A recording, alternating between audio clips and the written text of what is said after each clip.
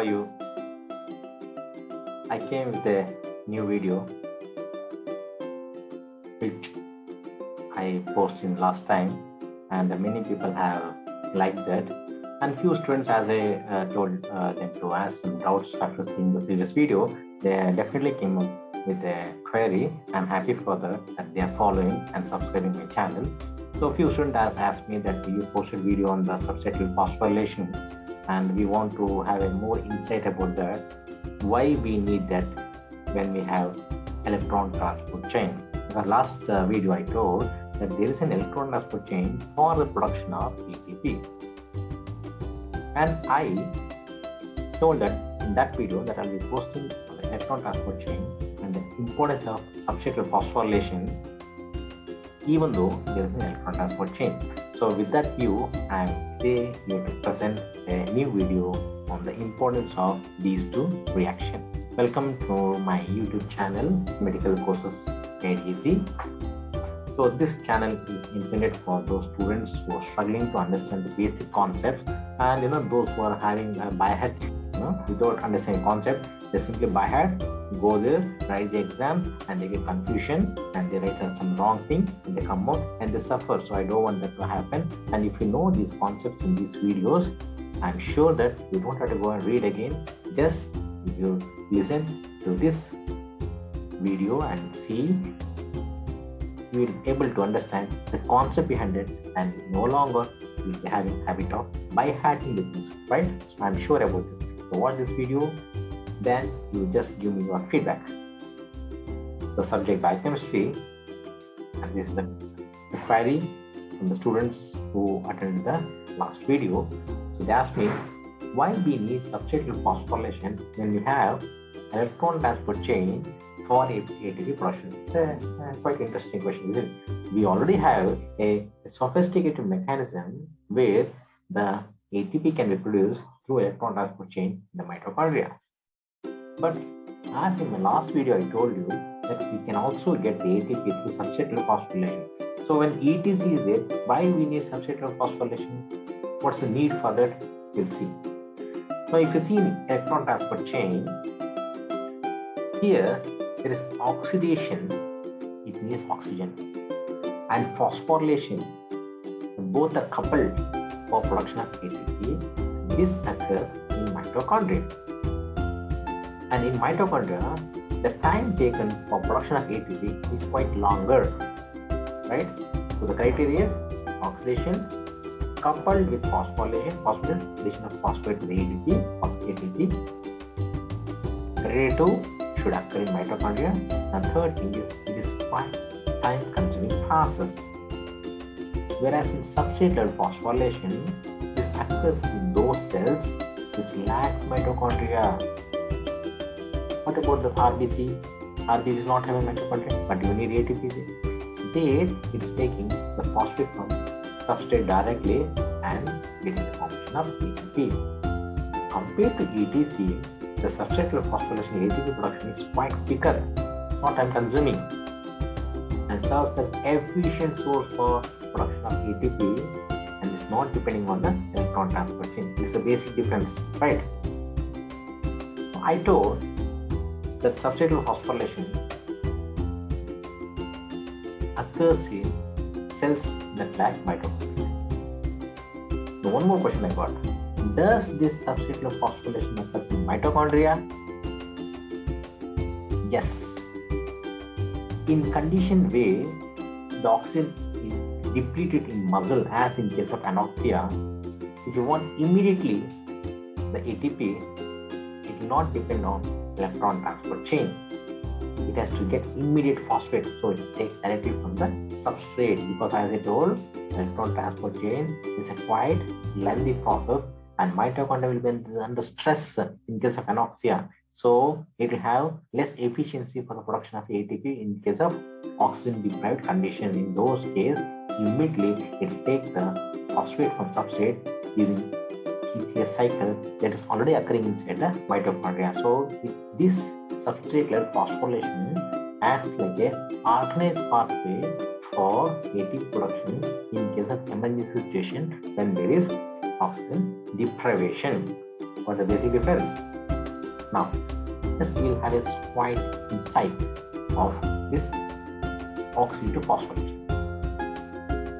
The NADH and FADH2 are usually formed in glycolysis, fatty acid oxidation, and citric acid taken. So in whichever reaction in these three, if you find the formation of NADH and FADH2, just put a circle and keep it aside those reactions.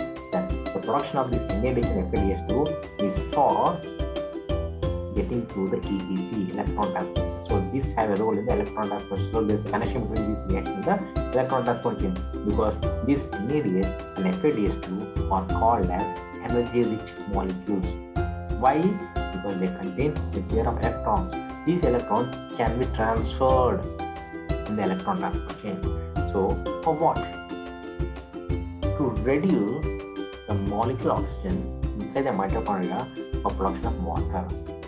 So when these electrons from NADH and FADH2 pass through some enzyme complex to reduce the molecular oxygen to water, there is generation of free energy. Now what is this for free energy? This free energy can be used for production of ADP. So oxidative phosphorylation is the process in which ATP is formed as a result of transfer of electrons from NADH or FADH2 to reduce molecular oxygen to water by series of electron carriers. So as I told, electrons from reduced cofactors like NADH and FADH2 are passed to proteins in the respiratory chain, that is electron respiratory chain, and in eukaryotes, oxygen acts as an electron acceptor. So NADH and FADH are passing the electrons and oxygen is accepting the electron. In this process, there is generation of free energy. The free energy is used for phosphorylation of ADP to form ATP. That's what is called as oxidative, because it needs oxygen. Phosphorylation, it takes phosphate and adds to ADP to form ATP.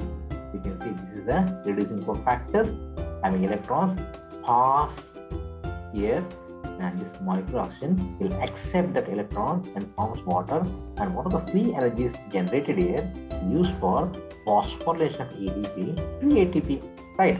This all I am talking about the electron transport chain.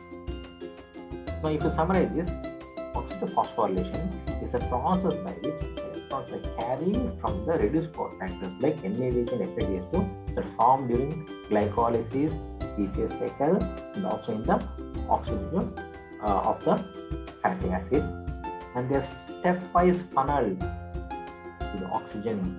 So when these electrons are flowing through this respiratory chain, it acts like a electricity in a circuit where this free energy are generated and conserved. So it forms proton gradient. At the end, if you see what are the investment we got from the cofactors are used for production of ATP. So ultimate acceptor is what here? Oxygen to form water, and this reaction is called oxidation reduction reaction. This you can write an example for even oxidation reduction reaction also. So if you see the summary, just as an example I have to do, NADH, it is formed in those reactions, glycolysis, PCS, etc. So when it is getting reduced, you can see here the electrons are transferred through the enzyme complex. Complex 1, NADH reductase. You can see here it forms here. 2 plus is passing. Forms coenzyme Q. Succinate fumarate. Complex 2. Succinate ubiquinone oxidase. Forms coenzyme Q.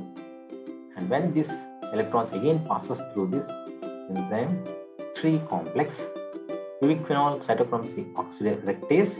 Finally, it forms cytochrome C. This is occurring in the inner membrane space in the mitochondria, and this is occurring in the mitochondrial matrix where the formation of cytochrome C. This cytochrome C is passed through complex 4, there is cytochrome C oxidase where the molecular oxygen gets reduced to water. So if you summarize this reaction of what I showed in the previous slide, you can see the summary here. Now this molecular oxygen is getting reduced to water, and there is a formation of ADP to ATP. So if you see the difference, substrate phosphorylation occurs in cells that lacks mitochondria. Then this occurs in cells that contain mitochondria. One difference. This occurs usually in cytoplasm. Can also occur in mitochondria during anoxic condition in there is no oxygen. But this occurs in mitochondria in terms of oxygen, oxidative phosphorylation. Here phosphorylation by ATP, where the phosphate is directly taken from the substrate. Here phosphorylation occurs when the electrons are transferred to the electron transport chain. So electron is transported through a series of reactions. Can occur normally in cytoplasm, substrate phosphorylation, in glycolysis, especially the cells that lack mitochondria in RBC, but can also occur in mitochondria during TCA cycle during anoxic condition. This usually occurs in mitochondria during ETC. Here NAD and FAD are reduced, and oxophosphorylation NADH and FADH are reduced. This example for substrate phosphorylation is phosphoenol pyruvate to pyruvate, final step in the glycolysis pathway. ADP is not to ATP. In this case, succinyl-CoA to succinate. In TCA cycle, we get GDP to GTP. What it may be, there is a phosphorylation of the compounds there. So I hope you would have got the difference between the substrate level phosphorylation and oxidative phosphorylation, and also a little bit brief about ETC. The detail about ETC I'll just post in my next video. So as I told, the purpose of making this video is for those students who are struggling to understand basic concepts in medical subjects, whether it may be biochemistry or microbiology, forensics or pharmacology, whatever it may be. If you want any clarification of doubt, subscribe to this channel, like, share, comment, and please press the bell icon to get the latest video updates. And if you want any clarification, if you want me to include any other matter, you just comment in the comment section box and write to my email chandrashekar@gmail.com, or you also can do WhatsApp 9483 787982 or 6362428982. You can also drop a message to this email or the phone number, and any students can ask their doubts, so that I will make sure that without reading textbook, just attending my channel, you will get the clarification of the doubt. So please wait for the next video in the next posting. So that you will be getting only press the bell icon. Don't forget to press the bell icon to get the latest update of the video. So till next time, here I'm Dr. Chandrashekar signing off from this class.